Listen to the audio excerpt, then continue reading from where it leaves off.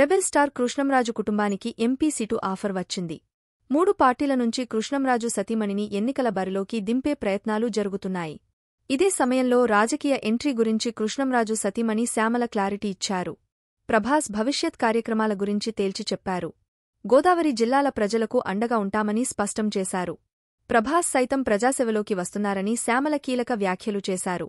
Rebel star స్వర్గీయ కృష్ణంరాజు జయంతి కావటంతో కుటుంబ సభ్యులు మొగల్తూరులో సేవా కార్యక్రమాలు ఏర్పాటు చేశారు. ఉచిత వైద్య శిబిరం నిర్వహించారు. ఈ సమయంలో కృష్ణంరాజు సతీమణి శ్యామల ఆసక్తికర వ్యాఖ్యలు చేశారు. వచ్చే ఎన్నికల్లో కృష్ణంరాజు సతీమణి శ్యామలను తమ పార్టీ నర్సాపురం నుంచి ఎంపీగా బరిలోకి దింపేందుకు వైసీపీ, బీజేపీ నేతలు ప్రయత్నాలు చేస్తున్నట్లు వార్తలు వచ్చాయి.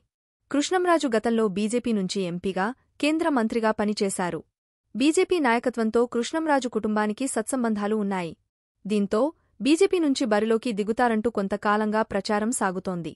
ఈ సమయంలో శ్యామల ఈ అంశాలపైన స్పష్టత ఇచ్చారు. తమ కుటుంబం రాజకీయాల్లోకి వచ్చే అంశం ప్రజలే నిర్ణయిస్తారని శ్యామల చెప్పుకొచ్చారు. ప్రజాభీష్టం మేరకే రాజకీయ నిర్ణయం ఉంటుందని కీలక వ్యాఖ్యలు చేశారు. కృష్ణంరాజు ఉన్న సమయంలో ఏ విధంగా ప్రజాసేవ చేశారో అదే బాటలో తాము ప్రజాసేవ కొనసాగిస్తామని స్పష్టం చేశారు. హీరో ప్రభాస్ గురించి ఆసక్తికర అంశాలు వెల్లడించారు. ప్రభాస్ కూడా త్వరలో సేవా కార్యక్రమాల్లో పాల్గొంటారంటూ శ్యామల చేసిన వ్యాఖ్యలు ఇప్పుడు వైరల్ అవుతున్నాయి.